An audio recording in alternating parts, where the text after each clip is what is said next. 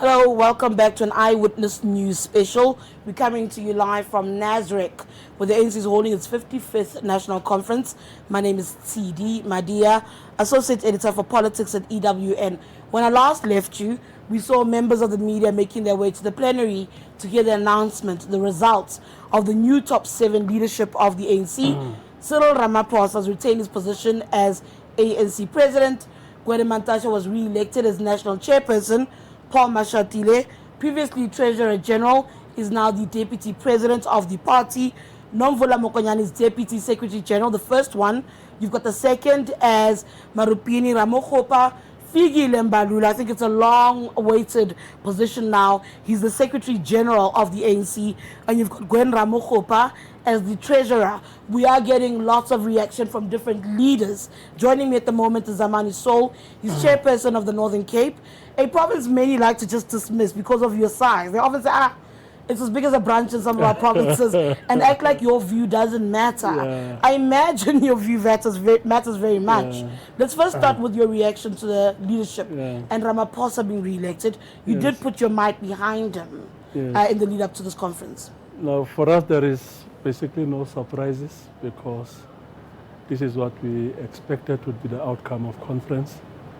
There is one thing which people underestimate is the appreciation of ANC branches and members of the kind of work that the president is doing in renewing the African National Congress. It's a long haul, it's not an event, and I think this conference is a turning point in that work of renewing the ANC. I expect that from January, that program will run full speed. But on the issue that we are the smallest province, 100% correct. We account for 1.2, we account for 2% of the population of the country. But here in this conference, we account for 5% of the voting delegates. So if there's one province that has got overrepresentation here, it's the Northern Cape. And we are continuing our work to build and grow the African National Congress in the province. You speak about the outcome that we see and what the branches understood in voting the way that they did. What does that say to you about what ANC members understand where the party is and what the party needs to do as far as serving the citizens of this country that often feel hard done by ANC leadership?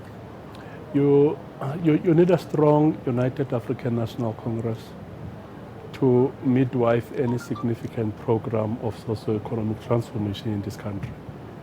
Over the past 5 years, all of us we've witnessed very divided ANC, sometimes defocused, and a whole lot of distraction because of the internal factional battles.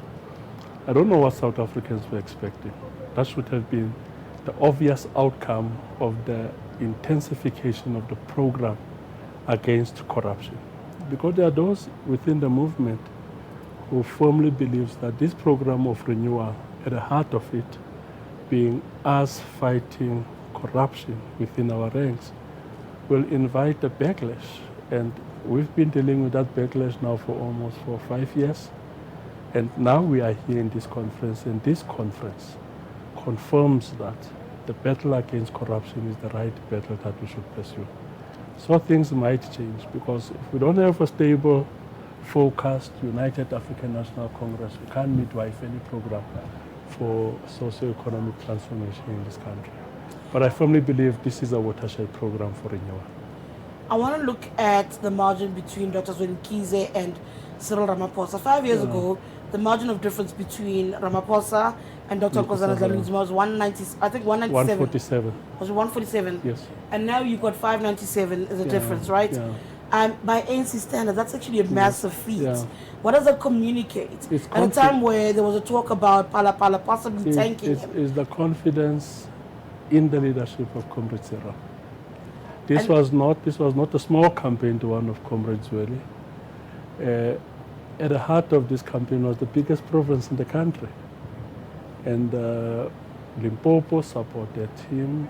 So the leadership of Limpopo came and supported. The leadership of Gauteng came and supported Zweli. But the branches of the ANC sent a very strong message that we believe in what he stands for, and what he stands for is to rid the African National Congress of corrupt individuals. Do you think that message will then cross over to the additionals? That message is loud and clear now. Will it then be fine expression in the additionals that you also need to elect? Exactly, that's what should happen, because the NEC is constituted by 80 additional members who weighs in heavily in terms of the kind of decision that the NEC takes. When we elect those 80 additionals now, we'll have to ensure that it's people whose thinking is in sync with what the president wants to achieve. And let's speak about the commissions, because as the voting happens and many of us are interested in the race, there's also the important work of policy positioning of the resolutions that you must leave this venue with at the end of the conference tomorrow. What are your thoughts around the conversations that you're engaging in? What's been interesting for you in the commissions? Which ones have you attended? Check, one of the commissions which I was deeply interested in is the one on organizational renewal. Of course. My thinking logic is, as long as the ANC is a governing party, we must get the ANC to be the right organization. If the ANC is the right organization, that has got a penetrative impact into the work of government. If you've got an ANC that is lackluster and defocused, it's got a direct impact into the work of government. That's the reason why that's my commission, where I'm interested in on what is it that we want to do to renew the organization. The second most important commission is the Commission on Economic Transformation. There is a greater need for us to ensure that we change the socio-economic conditions of the greater majority of the people of this country. And if we don't do that, that is the biggest risk to the ANC electoral fortunes in 2024. What are your thoughts around coalitions? Because you speak about 2024 now. I often find that though one wants to make an argument. Coalitions national, ANC will win. Based on what? You've mishandled your carrying, the trust given to you. The ANC we've watched mishandle year on year. How do you stand there, sit here, and say you will win 2024? Let me take you to the last elections. Last elections, ANC got 5 point something million votes, which we moved from 11 million. Do you know that the 6 million supporters of the ANC did not go and vote? Because they're not inspired They decided to stay at home because they are not inspired, because they are not happy with how the organization handles itself, they are not happy with how leadership of the organization conducts itself. You come to this watershed conference. Built up to this watershed conference, we had more than 4,000 BGMs that were convened, 36 regional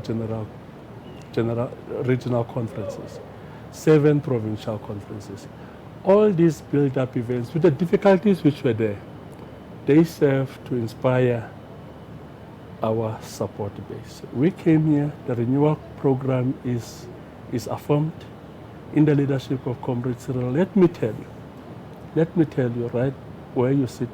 Call me in 2024. I actually will. There won't be a need for a coalition. I firmly believe our support base is inspired, and I firmly believe that with what came out of this conference, they will go out and vote for the ANC in 2024. I don't have a doubt about it. That's not at all. That's the reason I don't even think about a coalition.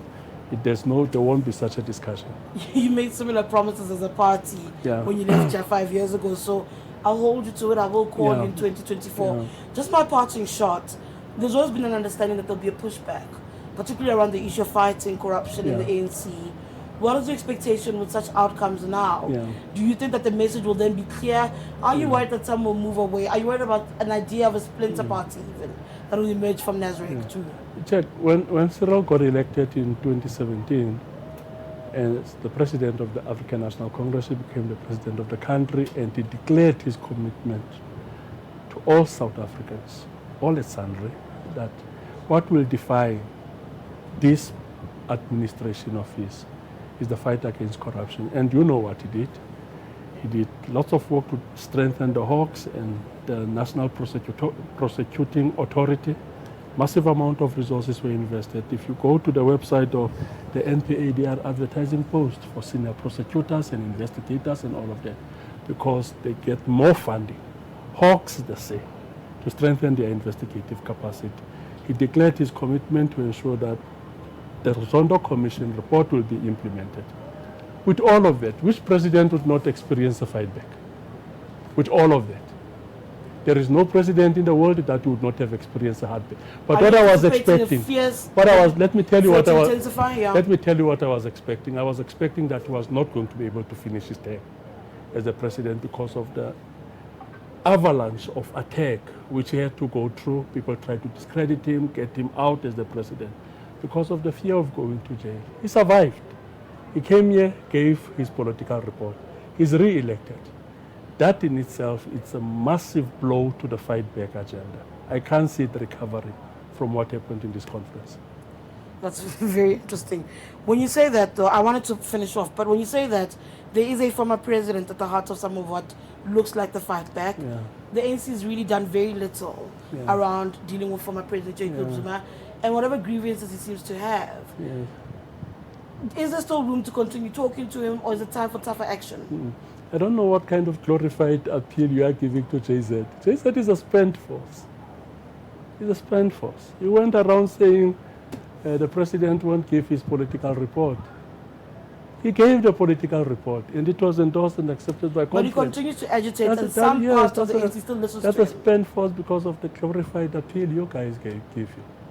I don't do that. It's a spent force, and for us, he's a former president. And his responsibility as the former president is to support the current leadership and, when necessary, give guidance. That's what we expect from him. But for me, he's a spent force. But he doesn't do those things, Zamani, and that's what I'm asking. Yes. Then what does the movement then do when you have a leader, whether he's we don't have to do anything about it. Absolutely nothing. What we'll have to continue to do is to strengthen the organization. The ANC is by far bigger than Jacob Zuma. He's just a member, just like any one of us. All right. I'm going to leave you with that note. Thank you so much. All right. Zamani Saul, chair of the ANC in the Northern Cape. Okay. Says the former president is spent force. However, what is important is where the ANC is going, and the fight against corruption, he believes, will now be intensified. Thank you to our TikTok viewers as well. Catch us very soon with more updates. For Eyewitness News, my name is Tshidi Madia. All right.